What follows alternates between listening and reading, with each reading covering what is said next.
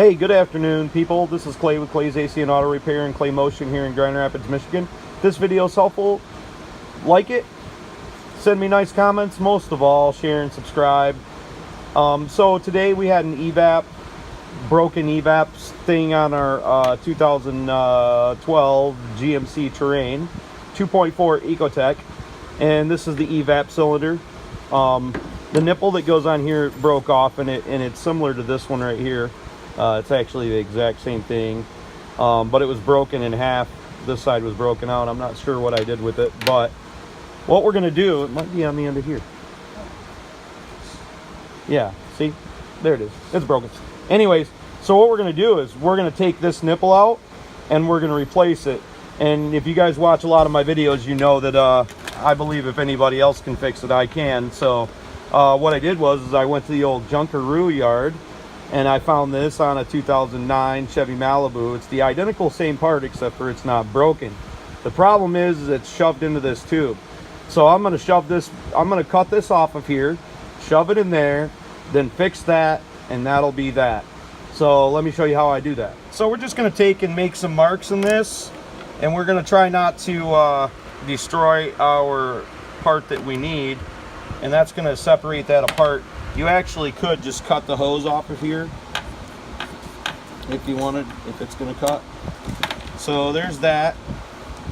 And split that out of there. Then we got our new part that we need. Now we're going to take our old one. This one's a little bit more critical because we actually need to use this elbow. We're going to mark the degrees, and we know that by looking at that runs parallel with this line. So we know that when we put that in there, it needs to be straight like that. So it fits on the elbow. It's designed to spin on there. That's why we can't just take this and connect it to that, because it's supposed to be able to spin on there. So we're going to do that. Once again, you just cut that off of there. We're going to end up shortening the tube a little bit, but I think ultimately it'll be okay. The reason I cut that first is because it's easier to cut off when it's connected to the line.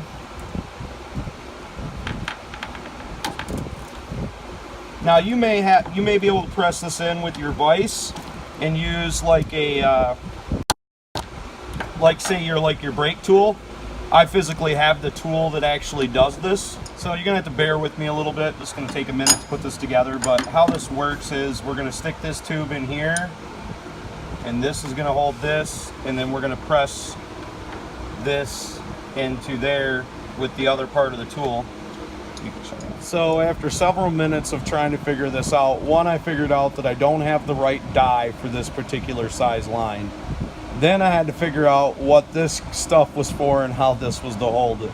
But this is basically how you hold it. You should be able to just push it in there. Generally, this part would push inside here, and this is opened up on the inside of there like that. Your tube goes through, and whatever you're pushing in goes into this chamber right here to keep it square and straight. We don't have that particular size, but we're not going to let that bother us.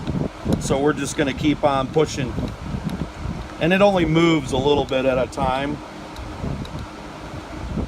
but I think the point is that it's actually working. It appears we'll have a nice solid fit in there.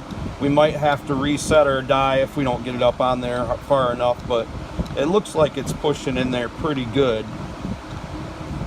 So once you get that all the way pushed in there, just a bunch of cranks and pulls and everything, and you should be good to go. I know you probably don't have this machine at home, but you can think about using your if you have a brake line flaring tool, has something similar to this, you can use that in a vise to get this done, because I think this tool kit's like that I've got right here is probably about 120 bucks if I remember right. I don't use it very often, but it's nice on General Motors when they break. So hopefully this video was helpful. Please like, share, comment. Most of all, subscribe. Send me your nice posts and such, comments and all that. Remember, if anybody else can do it, you can do it too. This is Clay with Clay AC and Clay Motion here in Grand Rapids. Have a great afternoon. Okay, so when I was doing this, if I take my hand and I pull these two parts together, You notice I let out a little bit more line to be able to get it in there a little bit better. It actually shoves up in there much better. I know it didn't seem like it moved that much, but it did. So now we got a nice tight fit inside there. I will say, even with this tool, it's not quite that easy. But, whatever.